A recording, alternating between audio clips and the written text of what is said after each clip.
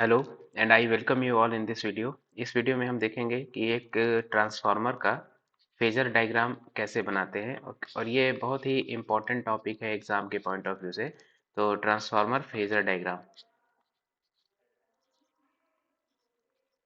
इसमें कई सारे केसेस हैं वो हमें देखना है इस वीडियो में हम क्या क्या कवर करने वाले हैं। तो सबसे पहले phasor diagram for an ideal single phase transformer, और आइडियल के केस के बाद हम देखेंगे practical practical single phase transformer. और जब प्रैक्टिकल की बात करते हैं तो हमारे पास में डिपेंड्स ऑन कैसा लोड कनेक्टेड है।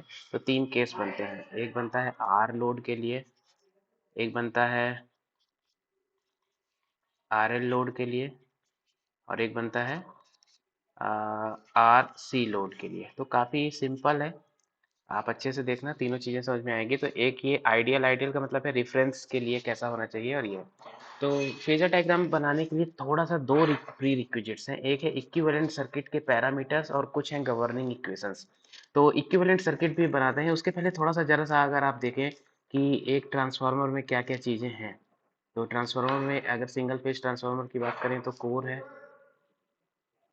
ये हो गई आपकी कोर। और कोर बेसिकली एक मैग्नेटिक मटेरियल का बना हुआ है। ये मैं इसलिए बता रहा हूँ क्योंकि अभी मैं कोर से पैरामीटर्स पे आऊँगा। तो ये आपकी प्राइमरी वाइंडिंग हो गई, ये नंबर ऑफ टर्न्स हो गए, ये आपका यहाँ अप्लाइड वोल्टेज होगा, और ये यहाँ पे सेकेंडरी वाइंडिंग हो गई। ठीक है, अब देखिए यहाँ पे आपको फिलहाल क्या क्या चीज़ें दिख रही हैं। तो यहाँ पे क्या है, this is your applied voltage V1। जैसे ही आपने वोल्टेज अप्लाइड किया आपका क्या होने लगा, करंट फ्लो होने लगा I1। यहाँ पे क्या है, number of turns in primary winding N1। जैसे ही N1 दिया तो यहाँ पे क्या डेवलप होगा, यहाँ पे डेवलप हो जाएगा आपका कोर में क्या सेटअप हो जाएगा, फ्लेक्स। तो कोर में सेटअप हो गया अपना फ्लेक्स, और फ्लेक्स सेकेंडरी से आपका करेगा लिंक। सेकेंडरी में कितने नंबर ऑफ टर्न्स हैं, N2, और पूरे के पूरे कोर में फ्लेक्स बन गया। प्राइमरी में N1। तो ये Faraday law of electromagnetic induction से यहाँ पे क्या होगा, ईएमएफ इंड्यूस्ड होगा E1 प्राइमरी में। सेकेंडरी में क्या इंड्यूस्ड होगा, ईएमएफ इंड्यूस्ड होगा E2। सेकेंडरी के दो केस हैं, अगर नो लोड है तो यहाँ पे टर्मिनल पे वोल्टेज होगा V2, और यहाँ पे आप क्या लगा सकते हैं, आप यहाँ पे लगा सकते हैं लोड। तो जो हम प्रैक्टिकल ट्रांसफार्मर के केस में देखेंगे कि लोड लगाने में क्या चीज़ें हो रही हैं, लोड की क्या क्या कैटेगरीज है। यहाँ पे आप जैसे ही लोड लगाते हैं तो आपका क्या फ्लो होने लगता है, करंट। कौन सा करंट, I2। अब देखो फिलहाल आपके सामने क्या क्या डेटा आ गया है, आपके सामने V1 है, I1 है, N1 है, फ्लेक्स है, E1 है, देन E2 है, V2 है, I2 है, और यहाँ पे सेकेंडरी में एक नंबर ऑफ टर्न्स E2 भी है, N2 है। इस ट्रांसफार्मर का अगर इक्विवेलेंट सर्किट बनाते हैं और मैं फाइनली बनाता हूँ, तो मतलब सेकेंडरी को प्राइमरी के तरफ रिफर करके, तो ये प्राइमरी वाइंडिंग का क्या हो गया, ये हो गया प्राइमरी वाइंडिंग का रेजिस्टेंस। ये क्या हो गया, प्राइमरी वाइंडिंग का रिएक्टेंस। देन कोर का आपका रेजिस्टेंस है, कोर का रेजिस्टेंस है, जो कि आइडियली कितना होना चाहिए, आइडियली कोर का रेजिस्टेंस होना चाहिए इनफाइनाइट, मतलब कोर में कोई करंट जानी ही नहीं चाहिए। लेकिन कोर में जो लॉसेस होते हैं उनके लिए हम कोर को एक इक्विवेलेंट रेजिस्टेंस के फॉर्म से दिखाते हैं। ये कुछ पैरामीटर्स थे, और यहाँ पे आपका ये सेकेंडरी का रेजिस्टेंस हो गया, और ये किसका हो गया, सेकेंडरी का रिएक्टेंस हो गया। इस तरीके से आप ट्रांसफार्मर का एक इक्विवेलेंट सर्किट बनाते हैं। अब देखिए इसमें आपको जो चीज़ें आपने कंस्ट्रक्शनल डिटेल्स में बनाई थी वो यहाँ पे भी बनानी है। तो ये देखो, यहाँ पे आपने दिया अप्लाइड वोल्टेज, यहाँ पे कौन सा करंट है, दैट इज प्राइमरी करंट। यहाँ पे कौन सा करंट है, तो इसको कह सकते हैं आप कोर का करंट है, और ये कोर का रेजिस्टेंस है, और ये क्या है, कोर का रिएक्टेंस है। तो कोर के रेजिस्टेंस में एक करंट जा रहा है, तो लेट से मैंने इसको नाम दे दिया IR, और रिएक्टेंस में एक करंट जा रहा है, इसको नाम दे दिया IX। ये प्राइमरी वाइंडिंग का रेजिस्टेंस था R1, प्राइमरी वाइंडिंग का रिएक्टेंस था X1। ये सेकेंडरी वाइंडिंग का रेजिस्टेंस था रिफर टू प्राइमरी, तो R2 डैश। सेकेंडरी वाइंडिंग का रिएक्टेंस रिफर टू प्राइमरी, तो X2 डैश। यहाँ से करंट जा रहा था I2, और वो रिफर टू प्राइमरी हुआ तो I2 डैश, और यहाँ पे वोल्टेज था आपका V2। तो अब आप देखो आपके पास में क्या क्या डेटाज आ गए हैं, वो सारे के सारे डेटा हमें वो फेजर डायग्राम में लगने वाले हैं। तो शुरुआत करते हैं सबसे पहले कहाँ से, V1 है अपने पास, V1 से I1 आया, I1 से आपका लेट से you can right I1 N1 बना, I1 N1 से फ्लेक्स बना, फ्लेक्स से आपका E1 बना, और इसी इवन आई मीन इसी फ्लक्स से N2 के साथ लिंक हो रहा है तो क्या बन रहा है आपका E2 बन रहा है। E2 अब देखो E2 आपका कहाँ जा रहा है R2 X2 और यहाँ पे V1 I1 है तो उनके भी दो पैरामीटर्स हैं R1 X1। एक चीज थी कौन सी IC, एक चीज थी IR, एक है IX और एक आप लिख सकते हैं कोर का रेजिस्टेंस और कोर का रिएक्टेंस। तो अगर ये सारी चीज़ों को मैं लिखना चाहूँ तो आप लिख लो इसको क्योंकि ये इंपॉर्टेंट है। अगर इतना नॉलेज है आपको तो ये सारी की सारी चीज़ें फेजर डायग्राम में यूज होने वाली हैं। इसको आप क्या बोलोगे, इसको आप बोलोगे अप्लाइड वोल्टेज, जो आप वोल्टेज अप्लाई कर रहे हो। इसको क्या आप बोलोगे करंट इन प्राइमरी वाइंडिंग, तो आप बोल दो इसको क्या primary winding current. I1 N1 actually ये MMF है प्राइमरी साइड पे, ये है फ्लक्स वेबर में होता है, ये कोर पे है, कोर फ्लक्स है। ये है इंड्यूस्ड ईएमएफ, ये बहुत इंपॉर्टेंट है, induced EMF in primary winding. इसको क्या बोलेंगे, इसको बोलेंगे induced EMF in secondary winding. इसको क्या बोलेंगे, इसको बोलेंगे आप रेजिस्टेंस ऑफ सेकेंडरी वाइंडिंग। इसको बोलोगे आप resistance of secondary winding, not resistance, इसको आप बोलोगे रिएक्टेंस, रिएक्टेंस। ठीक है। सिमिलरली ये क्या हो गया रेजिस्टेंस ऑफ प्राइमरी वाइंडिंग, इसको आप बोल दोगे क्या रिएक्टेंस ऑफ प्राइमरी वाइंडिंग। इसको क्या बोल दोगे, इसको आप बोल दोगे core current in the core, तो core you can call it current in core. अच्छा ये कौन सा है, ये कोर का ही कंपोनेंट है, तो आप यहाँ पे देख लो जो आपका आईसी है उसके दो पार्ट्स हैं। एक पार्ट कौन सा है, एक आर पे जा रहा है और दूसरा कौन सा पार्ट है, दूसरा पार्ट जो एक्स पे जा रहा है और उसका क्या है ये फेजर सम है। तो ये रेजिस्टिव कंपोनेंट हो गया और ये कौन सा इंडक्टिव कंपोनेंट हो गया। आपको लिख देना है आरसी, क्या लिख देंगे आरसी, आप लिख देंगे कोर का रेजिस्टेंस होता है और एक्ससी को क्या लिख देंगे आप कोर का रिएक्टेंस होता है। ये चीजें आपको लिखनी है। इसके बाद आप देखो क्या है, अब कुछ गवर्निंग इक्वेशंस हैं, आप समझना। जैसे ही आपने V1 वोल्टेज अप्लाइड किया हो उसको ब्रेक करो, मतलब प्राइमरी वाले साइड के लिए KVL लिखो। तो थोड़ा सा अगर आप इस डायग्राम को देखते हो, यहाँ आपने जैसे ही V1 अप्लाई किया तो क्या हो रहा है, तो आप you can write V1 is equal to I1 R1 plus J I1 X1 plus E1। ये गवर्निंग इक्वेशन हुआ V1 प्राइमरी साइड का। और सेकेंडरी साइड में देखो, सेकेंडरी साइड पे करंट ऐसे जा रहा है तो गवर्न कौन कर रहा है, मतलब मेन सोर्स क्या है E2, तो आप क्या लिखेंगे यहाँ पे E2। और E2 कैसे ब्रेक हो रहा है, KVL अगर आप इस लूप में लगाते हैं सेकेंडरी तो आ जाता है आपका I2 R2 plus J I2 X2 plus you can right V2। ये दो इक्वेशंस बहुत इंपॉर्टेंट हैं, ये दोनों इक्वेशंस को आपको लिखना है। तो V1 आपको लिख देना है यहाँ पे क्या, V1 is I1 R1 plus J I1 X1 plus E1 और E2 is equal to I2 R2 plus J I2 X2 plus V2। और एक तीसरा इक्वेशन था IC is equal to IR plus IX। अब देखो कैसे फेजर डायग्राम मिलता है। तो फेजर डायग्राम पे सबसे पहले आप क्या लो, रेफरेंस पे लो एक क्या, अच्छा आइडियल के लिए देख लो पहले, आइडियल के लिए आइडियल ट्रांसफार्मर में क्या होता है।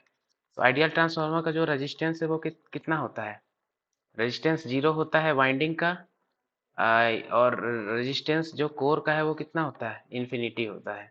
तो इसमें जो आइडियल ट्रांसफार्मर में क्या होते हैं लॉसेस, लॉसेस जो भी हैं I2R लॉस क्या होगा 0 होगा। और कोर में लॉस की बात करें तो आई रेजिस्टेंस इन्फिनिटी करंट कुछ नहीं है तो कोर लॉस भी 0 है, मतलब जो आपके कॉपर लॉसेस हैं वो क्या है 0 है। और ट्रांसफार्मर में मेजर कंट्रीब्यूशन किसका है, कॉपर लॉसेस का है। तो आइडियल ट्रांसफार्मर का अगर आप फेजर डायग्राम बनाते हैं आइडियल का तो कुछ इस तरीके बनेगा, आपको लिखना है। अच्छा एक चीज आप और देखो कि जो फ्लक्स होता है उसमें आप साइनोसॉइडल वेरिएशन होता है उसका कोर में, तो you can right 5m sin omega T. और जो आपका इंड्यूस्ड ईएमएफ होता है ना E1, वो क्या होता है D five by D T. तो वो क्या मिलेगा, वो मिल जाएगा आपको something omega five M cos omega T. और इसको आप लिख सकते हैं, ये माइनस एलेंज लॉ से भी है, और इसको आप लिख सकते हैं omega five M sine omega T minus 90 degree. Trigonometric identity का आप यूज करेंगे तो ये आ जाएगा। तो यहाँ पे आपने देखा कि जो E1 है वो किससे लैग कर रहा है, फाइव वन से कितनी डिग्री, 90 डिग्री। तो आप यहाँ पे अगर बनाना चाहो तो फेजर डायग्राम में आप एक रेफरेंस ले लो, क्या, एक रेफरेंस ले लो आपका फाइव। और जो फाई है, ये फाई बेसिकली कोर में बन रहा है, और कोर में कितने करंट है, तो कोर में आपका है एक रजिस्टिव पार्ट में जा रहा है और एक कहाँ पे जा रहा है, एक्स पे। तो ये जो है ये रिस्पॉन्सिबल है किसके लिए, फ्लक्स के लिए। तो आप कितना लिख सकते हैं, आप लिख सकते हैं this is I x, same phase में हो गया। और ये क्या हो गया आपका, ये हो गया आपका आई आर। और इन दोनों का जो फेजर सम हुआ वो क्या हुआ, वो हुआ आपका आई नॉट। ठीक है। अच्छा, आप यहाँ पे देखेंगे कि जो बेसिकली आई एक्स हम बोल रहे हैं, ये मैग्नेटाइजिंग कंपोनेंट है। ठीक है, मैग्नेटाइजिंग कंपोनेंट है, मतलब this component is responsible for flux. तो आप कुछ इस तरीके से बना सकते हैं कि आपने बनाया क्या, फ्लक्स, ये हो गया फ्लक्स, और फ्लक्स के साथ कोइंसाइड क्या कर रहा है, आई, you can say I am और आई एक्स। आइडियल की बात करें, आइडियल की बात करें तो आई आर कितना हो जाएगा, जीरो। आइडियल की बात करें तो आई आर जीरो हो जाएगा। अब देखो आप, इससे आपका वोल्टेज जो है, एक है अप्लाइड वोल्टेज। अप्लाइड वोल्टेज क्या है, अप्लाइड वोल्टेज है आपका V1। तो V1 से 90 डिग्री पीछे चल रहा है क्या, फाई। और फाई से 90 डिग्री पीछे क्या चल रहा है, फाई से 90 डिग्री पीछे चल रहा है E1 E2। ठीक है, कुछ इस तरीके से बनेगा। और ये ideal transformer on no load है,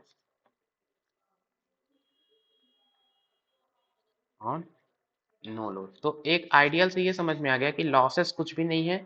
और अगर हम देखते हैं तो V1 का मैग्नीट्यूड और E1 का मैग्नीट्यूड क्या है, बराबर है। ठीक है, तो मैग्नीट्यूड वाइज दोनों बराबर है। तो ये ideal transformer on no load हो गया है। और this is I M I X, और you can call it as I C. Core का करंट जो है वो सीधे के सीधे फ्लक्स के साथ फेज में है। अब आ जाते हैं अपन प्रैक्टिकल ट्रांसफार्मर पे। ठीक है, तो प्रैक्टिकल ट्रांसफार्मर के लिए जब आप बनाते हो प्रैक्टिकल ट्रांसफार्मर ऑन लोड, और पहला केस कौन सा है, रजिस्टिव लोड। तो रजिस्टिव लोड के केस में क्या हो रहा है, तो अब इसमें प्रैक्टिकल ट्रांसफार्मर है तो आर होगा एंड लॉसेस भी होंगे। तो V और I का जो ये वाला इक्वेशन था आपका, ये गवर्न करेगा आपको यहाँ पे। ये दोनों इक्वेशन आपको लेने पड़ेंगे, ये और ये। और अगर इसको आइडियल के लिए इन इक्वेशंस को लिखता तो क्या लिखता, V1 is equal to E1, यहाँ पे क्या लिखता, E2 is equal to V2, और यहाँ पे क्या लिखता, core is equal to I X, कुछ ऐसा लिखता। ठीक है, अब ये जो हमने यहाँ बनाया भी है फेजर में, प्रैक्टिकल को देखो तो सबसे पहले अगेन आप लो एक रेफरेंस लो। तो रेफरेंस लो क्या, फ्लेक्स। तो ये आपका हो गया फ्लेक्स। फ्लेक्स से आपको क्या बनाना है, यहाँ से बनाना है, ये हो गया आपका 90 डिग्री लैग कर रहा है E1 और E2। अब देखो यार, यहाँ पे एक चीज़ और बनाओ। ये हो जाएगा आपका कौन सा कंपोनेंट, ये हो जाएगा, यहाँ पे आ जाएगा आपका मैग्नेटाइजिंग कंपोनेंट। तो you can call it I X, और उससे 90 डिग्री पे क्या रहेगा, उससे 90 डिग्री पे आपका रहेगा आई आर। और इन दोनों का जो फेजर सम होगा वो क्या हो जाएगा, वो हो जाएगा आई नॉट। आई नॉट और आई सी आप बोल सकते हैं, नो लोड करंट भी बोलते हैं, कोर करंट भी बोलते हैं। अब देखो करना क्या है, ये जो ये रेफरेंस पॉइंट है ना, यहाँ से नीचे की जो चीजें हैं ये किसके लिए हैं, ये सेकेंडरी के लिए है। और जो ऊपर के साइड है वो किसके लिए है, प्राइमरी के लिए। तो हम यहाँ पे एक एजम्पशन लेते हैं कि जो E1 है, इसको सेम मैग्नीट्यूड हम प्लॉट कर लेते हैं यहाँ पे। ठीक है, तो हमने E1 बना लिया यहाँ पे, मतलब हमने प्राइमरी को इस साइड रखा है, सेकेंडरी को इस साइड रखा है सेम मैग्नीट्यूड पे। अब क्या करना है, लोड क्या है, रजिस्टिव है। तो रजिस्टिव लोड है तो आपको ये ध्यान देना पड़ेगा, रजिस्टिव लोड है तो आपका जो लोड मतलब कहाँ पे, सेकेंडरी पे है। तो सेकेंडरी पे वोल्टेज है V2, और सेकेंडरी पे करंट कितना है, I2। तो अगर आप देखो तो ये हो गया आपका V2, तो I2 रजिस्टिव लोड के लिए होगा क्या, सेम फेज के लिए, सेम फेज में होगा। और V2 प्लस आप यहाँ पे इसके साथ कौन सा ड्रॉप आएगा, I2 R2, और इससे 90 डिग्री में कौन सा ड्रॉप आएगा, I2 और X2, और इन सब का फेजर सम जो होगा वो क्या होगा, वो होगा आपका E2। बस इसी चीज को यहाँ बनाना है, तो इसको बनाते हैं यहाँ पे। तो हमने मान लिया कि हमारा लगभग लेट से मैंने मान लिया कि यहाँ कहीं पे मेरा क्या है, दिस इज माई V2, और V2 से लैग क्या, V2 के साथ सेम फेज पे है क्या, I2, तो I2 R2 ड्रॉप बनेगा कुछ, I2 R2 ड्रॉप बनेगा आपका कुछ इस तरीके से, क्या हो गया ये I2 R2, और यहाँ से 90 डिग्री, यहाँ से 90 डिग्री आपको बनाना है, और एक काम और करना है, ये 90 डिग्री हो गया, और ये ड्रॉप कितना हो गया, ये ड्रॉप हो गया आपका I2 X2, you can write J I2 X2, and 1 second,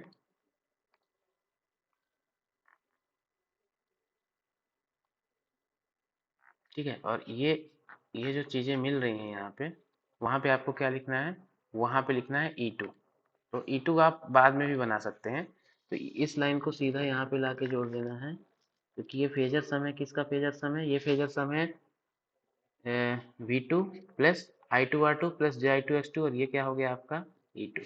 तो थोड़ा सा यहाँ पेंसिल से आप सही कर लेना बनाना, तो E2 बनाएंगे, सेम मैग्नीट्यूड का E1 है, और आपको ध्यान रखना चाहिए जो E1 है ना, ये function of number of turns है, और जो E2 है ये भी function of number of secondary turns है, जहाँ ज़्यादा टर्न्स होंगे वो चीज़ बड़ी हो जाएगी मैग्नीट्यूड वाइज, ठीक है।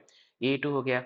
अब आते हैं प्राइमरी साइड, तो प्राइमरी साइड में ये I2 है, इस I2 का जो इमेज होगी प्राइमरी में, मतलब I2 रिफर टू प्राइमरी, तो कैसा बनेगा, इससे जस्ट आपको यहाँ पे बनाना है कुछ इस तरीके से, और क्या लिखना है, आपको लिखना है यहाँ पे I2 डैश।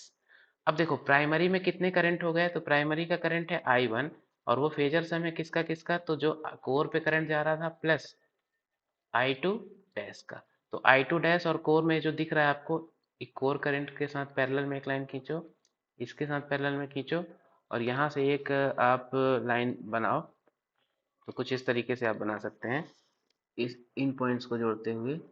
ये जो आपका बन गया, ये क्या बन गया आपका, ये बन गया आपका I1, ठीक है। अब देखो I1 जब ये बना, तो यहाँ पे अगर आप देखते हो V1 इज इक्वल टू क्या था, I1 R1 plus J I1 X1 plus E1, ठीक है। तो यू कैन राइट E1 है यहाँ पे, ठीक है। E1 के साथ आप बनाओ क्या, I1 R1, तो I1 के साथ सेम फेज में बनेगा कुछ इस तरीके से, ये क्या हो गया I1 R1, यहाँ से 90 डिग्री, यहाँ से 90 डिग्री पे क्या बनाओ, यहाँ पे बनाओ आप J I1 X1, और इस पॉइंट को और इस पॉइंट को मिला दो, तो वो क्या हो जाएगा, इस पॉइंट को और इस पॉइंट को आपको मिलाना है, सीधी लाइन खींच के इस वजह से, तो ये हो गया आपका क्या V1। ये अपना फेजर डायग्राम किस केस के लिए बन गया है, ये फेजर डायग्राम बन गया है, प्रैक्टिकल ट्रांसफार्मर है, सिंगल फेज है, और कैसा है, आर लोड के साथ है। अब नेक्स्ट केस ले लेते हैं, अगर आपको ये समझ में आ गया तो बाकी भी समझ में आ जाएगा। सेकेंड केस है आपका कि सिंगल, जो भी मैं बात कर रहा हूँ सारी सिंगल फेज ट्रांसफार्मर के लिए, ठीक है, और ट्रांसफार्मर को शॉर्ट में कुछ ऐसे लिखते हैं, सिंगल फेज ट्रांसफार्मर है, उसका हम फेजर डायग्राम बना रहे हैं, इस बार कैसा लोड है, आर एल लोड है। आर एल लोड है मतलब ये जो सेकेंडरी वाइंडिंग में यहाँ पे जो मैंने ये लोड लगाया था ना, ये कुछ ऐसा लगाया था ना, ये ट्रांसफार्मर का जो सेकेंडरी वाला साइड था, ये वाला, तो ये लोड इस बार कैसा है, R as well as L, R L load है। तो यहाँ पे जो करंट जाएगा वो क्या हो गया I2, और जो वोल्टेज है वो यहाँ पे जो करंट फ्लो होके जा रहा है I2, और जो इसके अक्रॉस वोल्टेज है वो क्या है V2। तो अब आप देखो क्या रिलेशन होगा, अगर पर्टिकुलर इसको देखते हैं, तो ये हो गया आपका क्या V2, आर एल लोड है, तो I2 क्या करेगा, I2 करेगा लैग, और I2 लैग करेगा तो I2 R2 ड्रॉप बनेगा इसके साथ सेम फेज में, तो ये हो गया I2 R2 ड्रॉप, और इससे 90 डिग्री पे क्या बनेगा, इससे 90 डिग्री बनेगा I2 X2 ड्रॉप, और V2 plus I2 R2 plus I2 X2, ये क्या बन जाएगा आपका, ये बन जाएगा आपका E2। तो इस तरीके का कुछ बनाना है हमको सेकेंडरी में, बाकी सारी चीज़ें वही रहेंगी। स्टार्ट करते हैं। तो सबसे पहले आपने लिया क्या, फ्लक्स लिया, ये आपका फ्लेक्स हुआ। फ्लेक्स से क्या बनाना है, तो ऊपर E1 बनाना है। ये सारी चीज़ें सेम है। यहाँ पे लिखना है E1 और यहाँ पे लिखना है क्या, यहाँ पे लिखना है E2। यहाँ पे क्या बनाना है, यहाँ पे बनाना है आपको IX, यहाँ पे बनाना है IR, और इन दोनों का जो फेजर सम है वो क्या है, तो फेजर सम आपका हो गया है IC। यहाँ तक तो सारी चीज़ें सेम थी। अब क्या लेना है, एक वोल्टेज एज्यूम करना है यहाँ पे V2। तो आपने लिया क्या, यहाँ पे लिया आपने ये कुछ वोल्टेज लिया V2, और V2 से जो आपका करंट है वो क्या है, लैग कर रहा है, मतलब ये क्या हो गया आपका I2। अब V2 I2 ड्रॉप बनाइए तो I2 के साथ सेम फेज में बनेगा V2 I2 ड्रॉप। तो कुछ इस तरीके से बन गया। ये ड्रॉप कितना हो गया, ये ड्रॉप हो गया I2 R2। और यहाँ से 90 डिग्री का एंगल खींच के जोड़ना है कहाँ पे, यहाँ पे। तो ये कितने, ये 90 डिग्री का एंगल है, और जो ये आपने लाइन बनाई है ये क्या है, ये है I2 X2 ड्रॉप है। और V2 प्लस I2 X2 जब आप करते हैं तो आपका क्या आ जाता है, आपका आ जाता है E2। तो यहाँ पे आपको बनाना है E2। ठीक है, तो ये आपको जोड़ के यहाँ फाइनली जो सीधी लाइन खींचना है स्केल से, ये हो जाएगा आपका क्या, E2। ये बन गया E2। अब क्या करना है, प्राइमरी साइड जाना है। तो ये I2 था। अब देखो यहाँ से दूसरे कलर से बनाते हैं। यस, तो I2 का जो इमेज बनेगी प्राइमरी में, जस्ट इससे 180 डिग्री कुछ ऐसी बनेगी, लाइक दिस। ये क्या आपने लिख दिया, इसको आपने लिख दिया I2 डैश। अब IC और I2 डैश कुछ इस तरीके से मिलके क्या बनाएंगे, तो IC और I2 डैश मिलके बनाएंगे I1। तो यहाँ पे आपका बन गया है क्या, यहाँ से निकल के आएगा, ये मैंने लाइन बनाई पतली सी, ये हो गया क्या, I1। ठीक है, I1। तो ये आप देख लो, ये जो इनका फेजर सम निकल के आ रहा है दिस वन, ये क्या निकल के आ रहा है, I1। I1 बन गया। अब I1 R1 ड्रॉप बनाओ, तो I1 R1 ड्रॉप I1 के साथ पैरेलल में कुछ ऐसा बनेगा। पैरेलल, पैरेलल, एक parallel, it looks like parallel. तो देखते हैं इसको।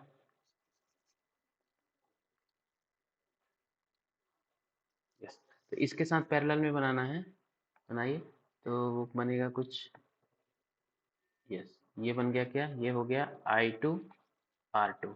अब इससे 90 डिग्री में क्या बनाना है, इससे 90 डिग्री में बनाना है आपको I2 X2, I2 X2, JI2 X2। ठीक है, इसको कुछ इस तरीके से बनाओ आप कि यहाँ से जो सम होके निकल के आ रहा है, ये आ रहा है, ये क्या हो जाएगा, ये हो जाएगा अपना this sum is equal to, जो यहाँ तक आएगा दिस इज V2। तो थोड़ा सा आप इसको मॉडिफाई करो। यस, ये जो आपका I2 X2 ड्रॉप है ना, ये थोड़ा सा ऐसे कर दो लाइक दिस, ताकि ये दोनों लाइनें यहाँ पे जुड़ जाएं। यस, ऐसा। तो ये क्या हो गया V2। तो इसको मैं सही कर देता हूँ।